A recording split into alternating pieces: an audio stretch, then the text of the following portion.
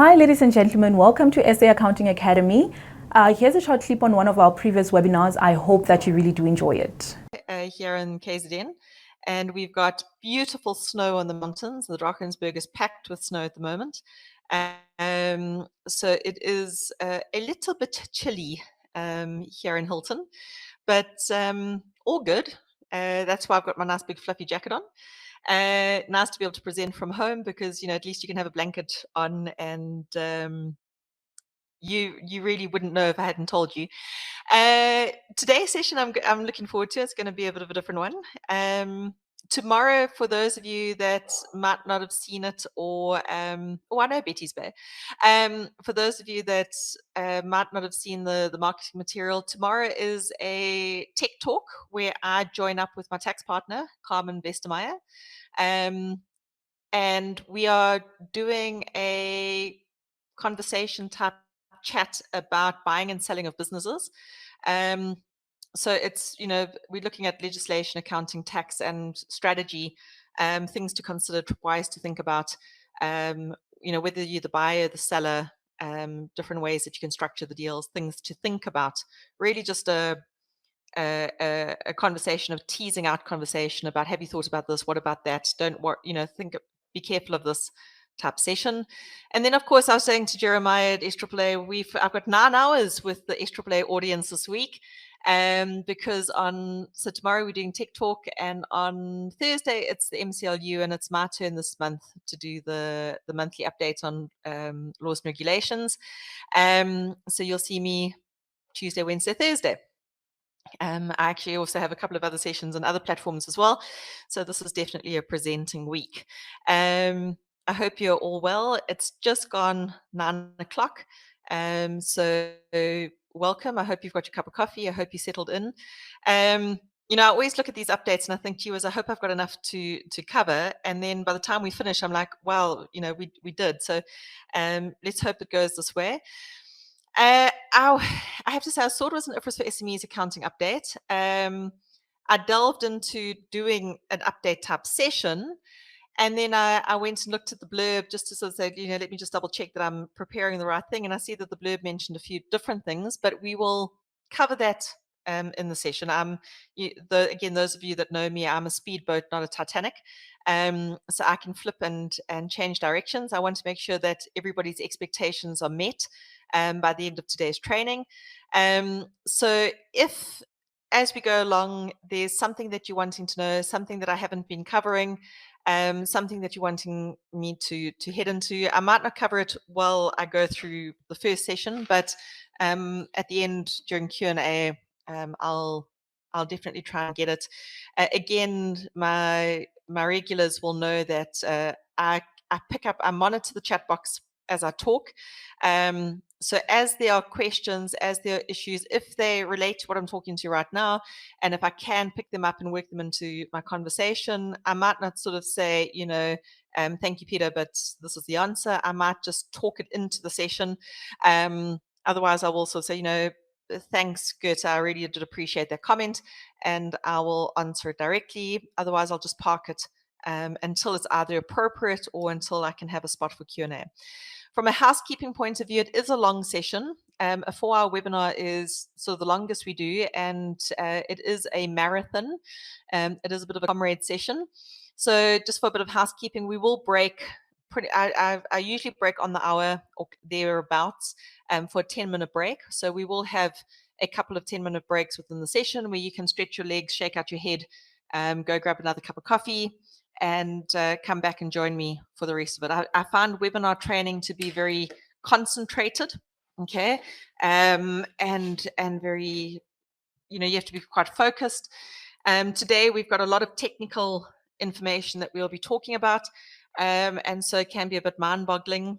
I'm going to try slow things down so that we can sort of savor and appreciate all the different things that are being said, because we are in for a bit of a wild ride with IFRS for SMEs. Okay, so that is my plan and my structure. If you've got any comments, if you've got any thoughts, I'm always open to keeping it as interactive as I can make it in this format. Okay, so welcome everyone. This is me. So I am a regular at SAAA, so I think by now quite a few know me. If it's the first time you are with me, then welcome, and I hope you enjoy the session. We are in the middle of the preparing for the third edition of IFRS for SMEs. Okay, and this is most probably going to be the most dramatic version that we're going to get. So when I was looking at how to approach today's session, there were various different ways I could do it. And I thought, you know what, the best way for me in my mind is to do a chronological journey. So last year when we met around about this time, I think last year the equivalent of today's session was the 8th of June. So we pretty much 12 months later. Some things were just bubbling up. The request for information had been put out about what they needed to do with IFRS for SMEs. We had just started to get some ideas as to the direction they were wanting to take things. And obviously now we've had a year of them working on their ideas, their thoughts, and developing something. Incidentally, as we speak, yesterday, today, and tomorrow, the International Accounting Standards Board is meeting. And the agenda items, they're getting to the process now of getting approval from the International Accounting Standards Board to finish up the bits and pieces that they've been asked to write and to look at, and to start working to publishing the exposure draft. So the exposure draft is due in September. Okay, that's what they've expressed in the meeting so far. They're wanting to publish it's the third quarter of 2022, and in the minutes and in the agenda items and the information that is out there, they are aiming for September for the exposure draft to be released, and then they're looking for 150 days, which is really 7 months of comment time. Because they do feel it's going to be really important for everybody to look at it. And plus, there are a lot of changes that are going to be coming through. Okay. There are a tremendous amount of proposed changes that they're working into the exposure draft.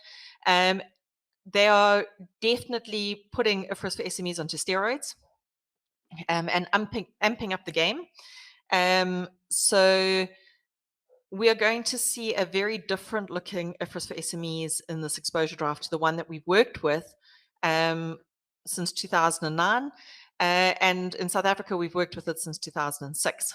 Okay, so we've been very comfortable for 16 years with the model and the format and the way that IFRS for SMEs has been. And they're definitely bringing their A game with us. So what I thought the best way to do this was to actually show you through the various meetings that have happened over the last 12 months, the evolution of their decision making. And they basically you can see that they work on topic by topic by topic. A couple of topics get put into one or two meetings, and there's again an evolution of that topic and the thought process to it.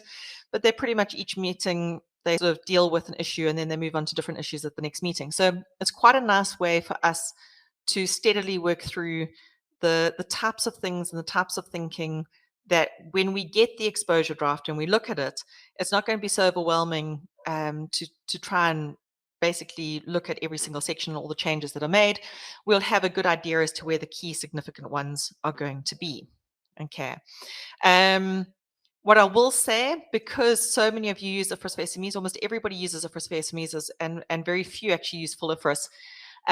This is going to be one of those where your comments and your input is going to be critical and really critical and really important. Okay.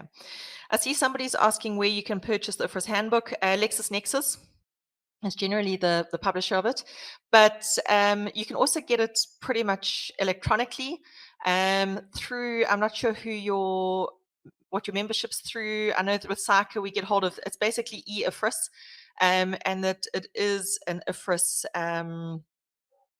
I agree with Lute. Lute will most probably have it. But it is an IFRS handbook. So you can, if certain membership bodies, the IFAC affiliated bodies, you should, through your membership, be able to get access to IFRS on an e-format. Okay.